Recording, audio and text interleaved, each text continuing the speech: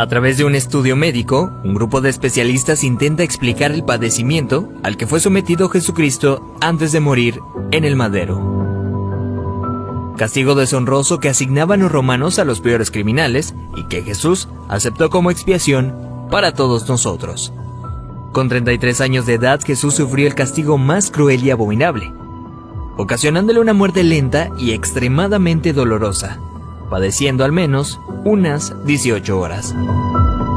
De acuerdo con el estudio, cuando Jesús suda sangre en el huerto de Getsemaní, descrito en el libro de Lucas 22:44, experimentó un suceso llamado hematidrosis, que normalmente se produce cuando hay un gran sufrimiento psicológico. En algunos casos, la ansiedad severa provoca la secreción de químicos que rompen los vasos capilares en las glándulas sudoríficas, emanando mezclas entre sudor y sangre.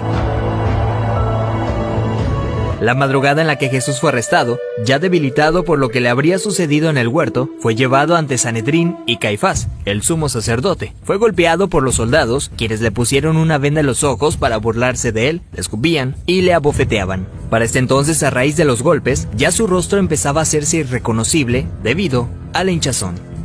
Los azotes que Cristo recibió de los romanos eran a causa de otro término terriblemente brutal. El látigo que utilizaban los soldados estaba compuesto por tiras de cuero trenzado con esferas de metal entretejidas. Cuando este impactaba contra la carne, provocaba severos moretones y contusiones, mismas que se abrían con los demás golpes. No contentos con esto, el artefacto con el que se flageló a Jesucristo también tenía pedazos de hueso afilado, provocando además cortadas profundas mientras lo golpeaban. De acuerdo con estudios realizados por historiadores forenses, con frecuencia, quienes eran flagelados con este tipo de látigos llegan a tener exposición de la espina dorsal debido al desgarramiento de la espalda, pues los golpes iban desde los hombros, pasando por la espalda y las piernas, hasta llegar a los muslos, produciendo que la carne del individuo cuelgue en forma de tiras.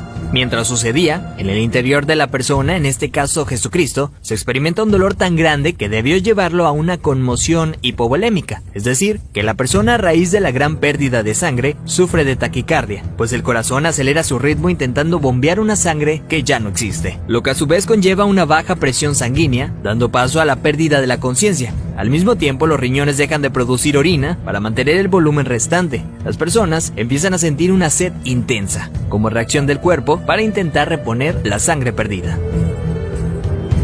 Para ese entonces Jesús estaba tan débil que caminar debió ser extremadamente difícil. Aún así tuvo que cargar el pesado madero de aproximadamente 75 kilogramos hacia el lugar de su ejecución. Durante el trayecto nuestro Señor fue humillado, escupido, despreciado por la multitud hasta que se desplomó. Evento que sirvió para que un soldado romano le diera la orden a Simón que llevara el madero un tiempo por él.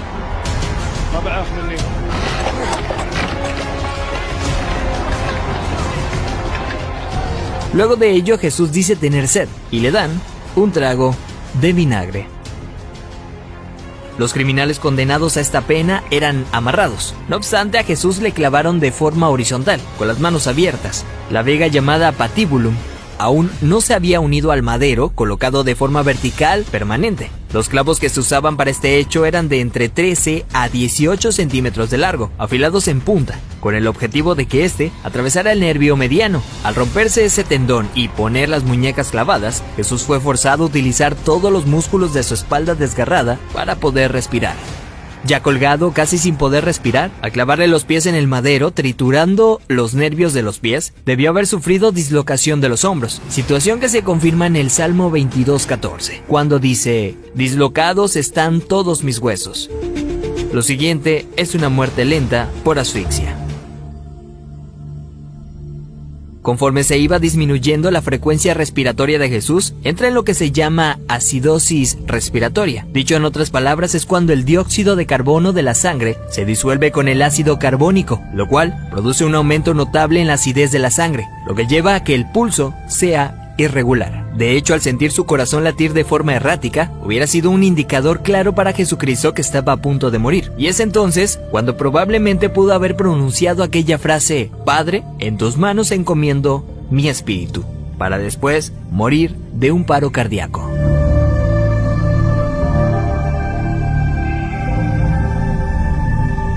A diferencia de otros crucificados, los huesos de Jesús no fueron quebrados. Esto lo hacían para evitar que las personas que pasaban por esto subieran las piernas hacia arriba y con estas se ayudaran para poder respirar. Así, la muerte era rápida en cuestión de unos minutos. Sin embargo, Jesús no pasó por esto, y se sabe porque en registros romanos, allá 2 años después, soldados describen el hecho, confirmando lo que ya estaba predicho en el Antiguo Testamento acerca del Mesías, donde se menciona que ningún hueso será quebrado. Salmos 34:20. Según dichos registros, un soldado romano clavó en Jesús una lanza en el costado derecho para confirmar su deceso. La lanza penetró el corazón, por tanto cuando sacó la lanza, del orificio salió un fluido claro como el agua, seguido de un gran volumen de sangre, tal como lo describe el apóstol Juan en su Evangelio, testigo presencial de los hechos.